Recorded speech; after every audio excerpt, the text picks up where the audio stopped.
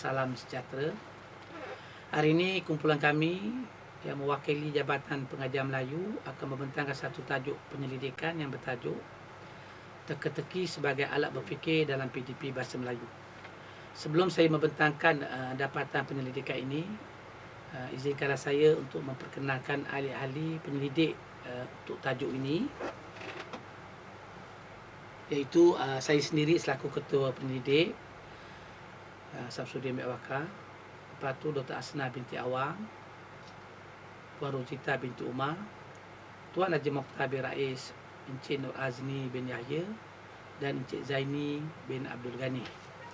Inilah gambar kesemua ahli kumpulan kami yang seperti saya nyatakan tadi untuk penyelidikan kami yang bertajuk Teka-teki sebagai alat berfikir dalam PDP Bahasa Melayu.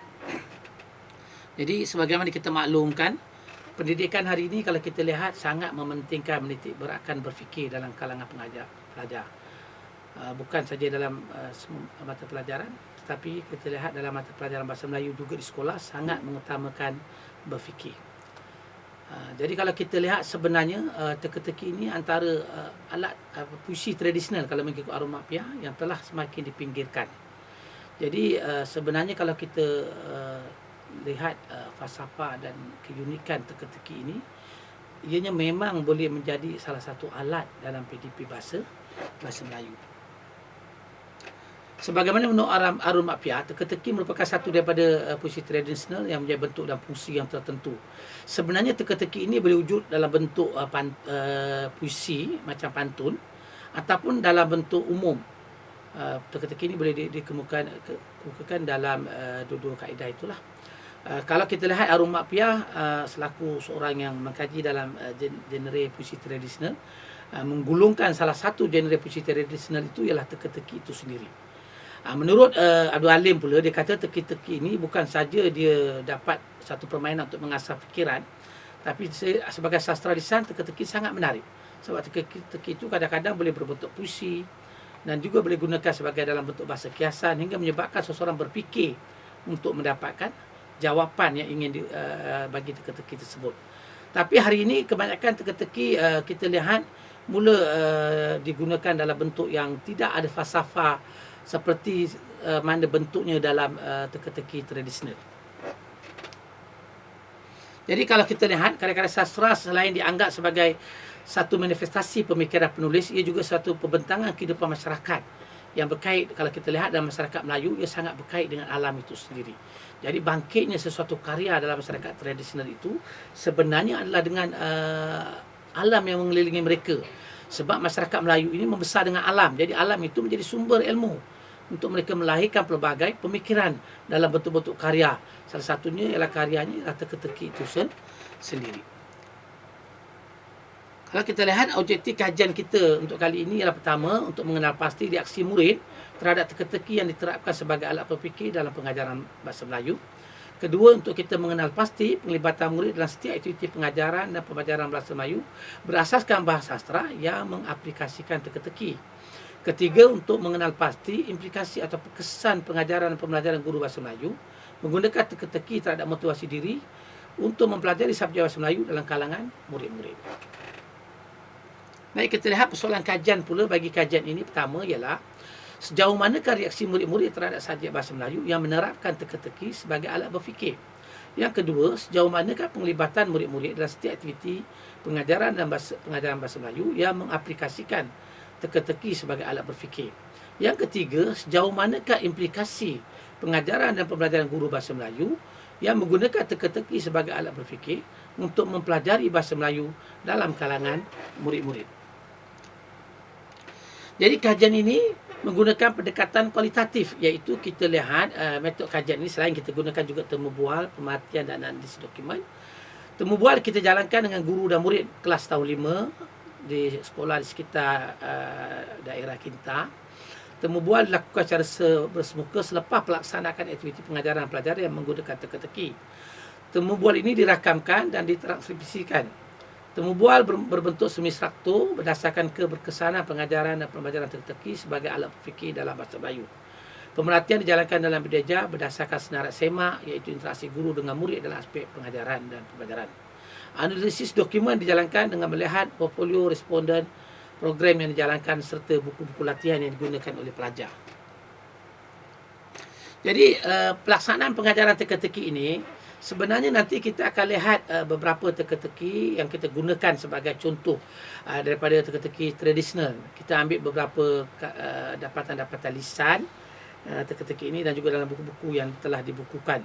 Jadi kita contohnya katakan kita nak mengajar tata bahasa kata ganda. Jadi kita boleh gunakan elemen teka-teki. Kita boleh tanya pada pelajar itu, contoh soalannya, sekali sebut jauh, dua kali sebut dekat.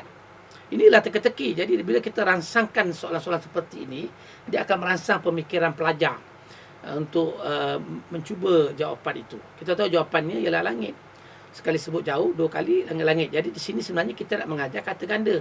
Tapi kita nak merangsang pemikiran tinggi dalam kalangan pelajar kita, kita gunakan teka-teki ini untuk pelajar memberi jawapan kepada bahan pengajaran bahasa Melayu. Kalau kita lihat, kita boleh juga buat contoh-contoh lain kalau kita nak ajar kata ganda ni saja. Kita kata sekali sebut kaya, dua kali sebut miskin. Mungkin tuan-tuan terfikir apa jawapan dia, kan?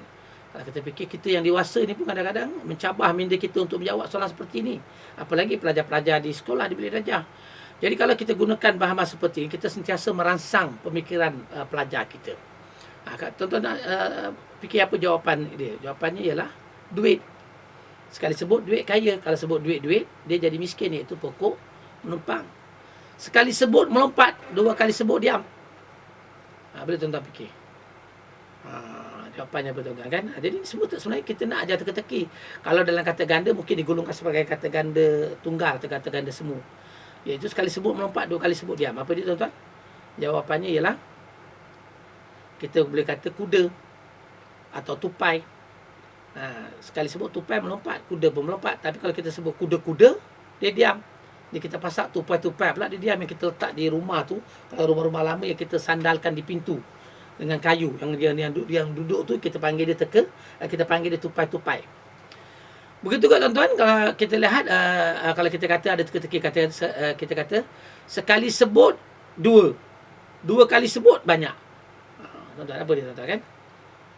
Boleh fikirkan. Jadi betapa geniusnya masyarakat Melayu tradisional dalam mengungkapkan ilmu dalam puisi mereka. Jawapannya ialah mata. Sekali sebut mata ialah dua. Kalau sebut mata-mata, jadi banyak. Tuan-tuan, kan? Teka-teki juga boleh dilontarkan dalam bentuk puisi atau pantun seperti bawah. Buah budi berdara mengkal, masak sebiji tepi pantai. Hilang budi bicara akal, buah apa yang tidak bertangkai. Boleh tuan-tuan fikir. Cuba tuan-tuan fikir jawapannya. Kita teruskan tuan-tuan. Ini juga dalam teka-teki bentuk biasa kita nak ajar. Kita boleh ajar untuk kata nama. Kita boleh ajar untuk bentuk-bentuk lain dalam bahasa, dalam tata bahasa kita. Masuk hijau, keluar merah contohnya. Dan kita boleh kaitkan pula dengan bangsa lain. Apa tuan-tuan jawapan dia? Kalau masuk hijau, keluar merah, jawapannya ialah sirih. Siapa yang suka makan? Masyarakat India. Jadi masyarakat India bila dia makan sirih tu, bila lipat tu warna hijau. Tapi bila dia ludah balik, dia dah jadi warna merah. Ini teka-teki tuan-tuan. Ataupun kita kata kalau ada sayang, kalau tiada suka. Kalau kita tanya kat kelas, bila darjah tu takut ada pelajar jawab cikgu, emak, ayah. Jadi kita boleh nampak nilai apa saja. Tapi kita kena bentuk nilai murni kat dia. Tak bisa bertakkan cikgu dia tak suka. Kalau dia tak ada, tentulah tak dapat ilmu. Jawapannya ialah bisul. Bisul ni kalau kita lihat dalam masyarakat, orang dah lupakan. Sebab apa kata kalau ada bisul sayang? Kalau orang ada bisul, dia nak bagi orang pegang pun tak benarkan. Dia sayang sangat tuan-tuan. Kalau nak tidur pun, kalau kena kat punggung, berhati-hati tidur terlampau sayang. Jadi kalau bisul tu tak ada, suka. Ataupun teka-teki ni, apakah bendanya? Mata atas kepala, telinga atas kepala, kaki atas kepala, tangan atas kepala. Jadi pelajar akan fikir tuan-tuan, kita boleh masukkan unsur sains juga. Jadi jawapannya ialah kutu. Dia duduk atas kepala. Semua anggota badan dia atas kepala. Jadi betapa menarik dan uniknya pantun-pantun kita. Teka-teki dalam masyarakat Melayu. Yang ni satu lagi dalam bentuk pantun. Lina merenung, suaranya sumbang, duduk bersantai dan sudah pasrah. Ia berdengung namun bukan kumbang, punya belalai tapi bukan gajah. Cubalah tuan-tuan fikirkan jawapannya. Jadi kalau kita lihat dari segi dapatan kita apabila kita laksanakan dalam bilik darjah seperti yang saya paparkan, responden 2 menjelaskan pengalaman baru dan merasa segar dengan teka-teki, rasa seronok kerana dapat merangsang pemikiran di tahap yang tinggi. Begitu juga kalau kita tengok responden-responden lain semua memberikan jawapan yang sangat positif, mereka rasa teruja kerana setiap teka-teki yang kita gunakan sebenarnya memang mencabar minda mereka.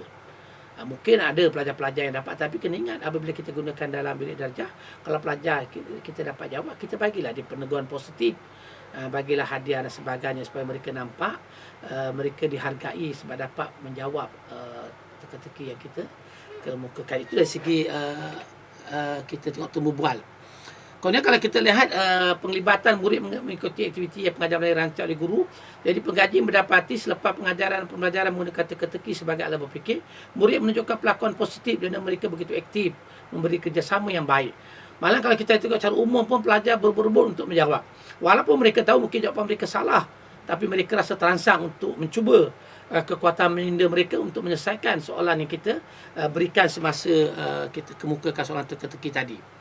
Motivasi murid memang sangat baik. Memang aktif dan murid-murid semua beri fokus sebab mereka nak dengar betul-betul soalan yang kita kemukakan kepada pelajar.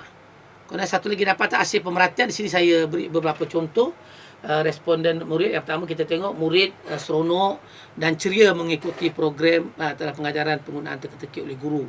Murid sebelum ini pemalu, kurang aktif, nampaknya aktif.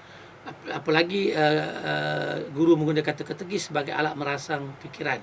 Murid juga melibatkan diri. Kalau kita tengok murid-murid lemah pun cuba jawab, walaupun jawapannya memang tak logik. Tapi sebagai guru janganlah kita bunuh jawapan murid tu, kita bagi dia semangat supaya dia terus mencuba dan mencuba. Jadi kalau kita lihat kesimpulannya, memang teka-teki kita nampak sangat membantu dalam pembelajaran bahasa Melayu dalam aspek untuk membantu merangsang pemikiran mereka. Jadi memang kita lihat teka-teki boleh menjadi salah satu alat kemahiran berfikir dalam pengajaran bahasa Melayu. Pengkaji mendapati secara keseluruhannya dapat kajian menunjukkan bahawa murid-murid sekolah rendah begitu teruja apabila pengajaran bahasa Melayu dilaksanakan dengan pengaplikasian teka-teki dan disampaikan dalam bentuk teknologi maklumat, iaitu kita gunakan IT.